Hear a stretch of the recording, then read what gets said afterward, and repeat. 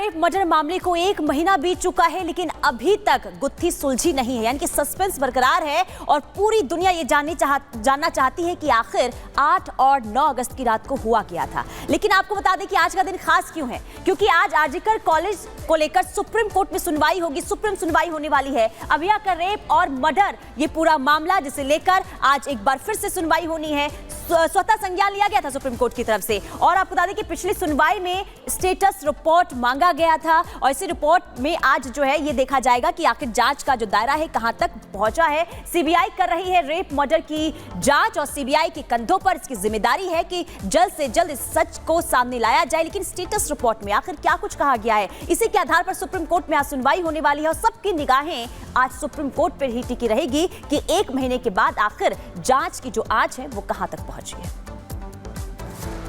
और चलिए खबरों में आगे बढ़ते हैं, बात करेंगे रामपुर की, क्योंकि रामपुर में एक नामचीन हॉस्पिटल के संचालक पर गंभीर आरोप लग रहे हैं। 5 दिन तक 11वीं कक्षा के छात्रा के साथ दुष्कर्म करने का आरोप लग रहा है। देखिए, सबसे पहली बात, पहले तो इस संचालक ने छात्रा को बुलाया, कोचिंग के बहाने अपने घर पर बुलाया, उसके बाद वो उसको उत्तराखंड ले गया। परिवार वालों ने जब अपनी बेटी को ढूंढा तो उसके बाद बेटी नहीं मिली और पुलिस में शिकायत दर्ज कराई। अब इस पूरे मामले को लेकर पुलिस जांच कर रही है। एक की गिरफ्तारी हो चुकी है, हॉस्पिटल सील कर दिया गया है। रिपोर्ट आप देखिए।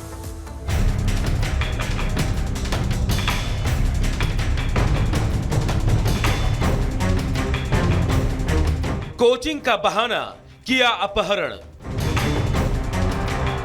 11वीं की छात्रा से किया दुष्कर्म, दबंग संचालक का अस्पताल सील। उत्तर प्रदेश में एक बार फिर अपहरण कर दुष्कर्म का मामला सामने आया है। आरोप प्रदेश के एक नामचीन अस्पताल के संचालक पर लगा है। उत्तर प्रदेश के रामपुर का यह पूरा मामला है, जहां एक नामचीन अस्पताल के दबंग संचालक ने 11वीं की एक छात्रा को कोचिंग कराने के बहाने घर में बुलाया और फिर उसका अपहरण कर उत्तराखंड के रामनगर ले गया। आरोप है कि वहीं छात्रा के साथ रेप भी किया गया। जब युवती घर नहीं पहुंची तो परिवार वालों ने युवती के अपहरण की रिपोर्ट पुलिस में दर्ज कराई। शिकायत दर्ज कराते ही योगी की पुलिस तुरंत हरकत में आई और आखिरकार 5 दिनों के बाद पुलिस ने युवती को बरामद कर लिया। पुलिस ने मौके से एक आरोपी को गिरफ्तार किया है। पुलिस ने एक थार कार भी जब्त की है। हालांकि अस्पताल का संचालक और मुख्य आरोपी अभी भी फरार है। नामजद अभियुक्त पंजीकृत होने के उपरांत पुलिस के द्वारा विवेचनात्मक कार्रवाई हुई। विवेचनात्मक कार्रवाई के दौरान अपहृता अपने परिजनों के पास आ चुकी है। विवेचनात्मक कार्रवाई प्रचलित है। पुलिस ने आरोपी के अस्पताल को सील कर दिया है और मुख्य आरोपी की तलाश की जा रही है। इस केस में भी जिस तरह कार्रवाई हुई उससे साफ हो गया है कि मामले कितने भी बढ़ जाएं, साजिश कितनी भी सरकार को बदनाम करने की हो, लेकिन योगीराज में एक्शन तुरंत होता है। Bureau report, Republic Bharat. आगे बढ़ेंगे और अब बात करेंगे सपा में आखिर कितने दागदार। ये सवाल इसलिए क्योंकि देखिए, एक के बाद एक ऐसी खबर सामने आ रही है जिसमें यह पता चल रहा है कि समाजवादी पार्टी के जो नेता हैं उन पर लगातार दुष्कर्म के आरोप लगे हैं। पहले देखिए मोहित खान, इसके बाद नवाब और अब एक और सपा नेता पर यही आरोप लगा है, यानी कि आरोप लगा है रेप का। देखिए, समाजवादी पार्टी के इस नेता पर गंभीर आरोप लगे हैं और आरोप ये भी लगे कि ब्लैकमेल भी करता था, धमकाता भी था, जान से मारने की धमकी भी देता था। रिपोर्ट आप देखिए।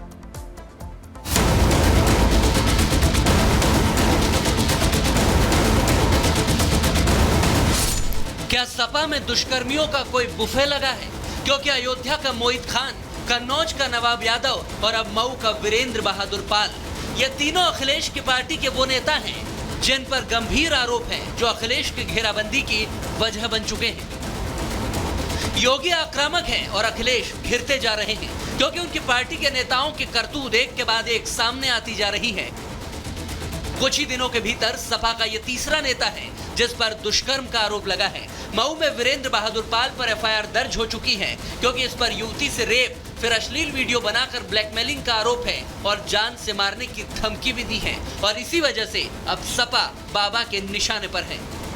कन्नौज में जो किया इनके नेताओं ने एक नाबालिग बेटी के साथ, और उसके बाद भी उसका बचाव कर रहे हैं, क्या ये सही था क्या जो कन्नौज में इनके नेता कर रहे थे? क्या ये सच सही था क्या? आज तो प्रमाणित हो चुका है कि इनके कृत्य क्या है। बहनों और भाइयों, यही समाजवादी पार्टी की वास्तविक पहचान है। जब से सत्ता में आए थे लगातार यही काम करते थे, व्यापारियों को लूटते थे, बेटियों की इज्जत के साथ खिलवाड़ करते थे। एक निषाद बेटी के साथ जो इन्होंने अयोध्या में किया समाजवादी पार्टी के नेता ने, क्या ये ठीक था? क्या एक निषाद बेटी की इज्जत के साथ खिलवाड़ समाजवादी पार्टी के लोग करते हैं? हमारा मंत्री डॉक्टर संजय निषाद वहां जाकर के उस बेटी की हालत देख करके रो पड़ा था और कह रहा था ये है निषादों के साथ समाजवादी पार्टी का कृत्य। लेकिन ये बेशरम लोग हैं, तब भी उस अपराधी के खिलाफ कार्रवाई हो इसके लिए समाजवादी पार्टी तैयार नहीं थी। उनके लोग तब भी बचाव कर रहे थे। निर्दोष क्या है? सब कुछ तो उसका प्रमाणित हो चुका है। योगी क्यों सपा के काले कारनामों पर भड़क रहे हैं? क्या इसीलिए कि सपा के लिए अपराध करने वालों को बचाना पहले है और पीड़ित बाद में? तभी तो अयोध्या की रेप पीड़ित नाबालिग बेटी से मिलने के लिए सपा के सांसद अंधेरे में गए। वारदात के कई हफ्तों बाद उन्हें जाने की फुर्सत मिली तो अखिलेश के सांसद को परिवार ने उल्टे पांव लौटा दिया। अवधेश प्रसाद से पीड़ित परिवार ने मिलने से साफ इनकार कर दिया और पूछा कि अंधेरे में क्यों आए हो। मदद दिलाने के लिए। सुनवाई नहीं भैया बाबूजी का औकात कहीं। और जिसने ये कांड किया है उनके खिलाफ कार्रवाई करने के लिए उनको फांसी सजा दी जाए। पहले तो अयोध्या के मामले में सपा ने आरोपी को बचाने की खूब कोशिश की, लेकिन बचा नहीं पाए तो अब सांसद महोदय रात के अंधेरे में गुपचुप तरीके से मिलकर लीपापोती करने पहुंचे तो पीड़ितों ने ठेंगा दिखा दिया। क्योंकि पहले तो पहचान देखकर मुद्दा उठाना, फिर अपराधियों को बचाना और बाद में पीड़ितों को संभालना, ये भला कोई कैसे बर्दाश्त कर सकता है? समाजवादी पार्टी अपराधी और अपराध पैदा करने की फैक्ट्री है। राहुल गांधी की बयानबाजी, चाहे वो अखिलेश की बयानबाजी हो, केवल तुष्टीकरण। जहां चुनाव है वहीं पर इस तरह के बयानबाजी की बात। अभी पश्चिम बंगाल ने एक कानून पास किया है, 15 साल की बच्ची के साथ हैवानियत की गई है, उस पर बयान नहीं दे रहे।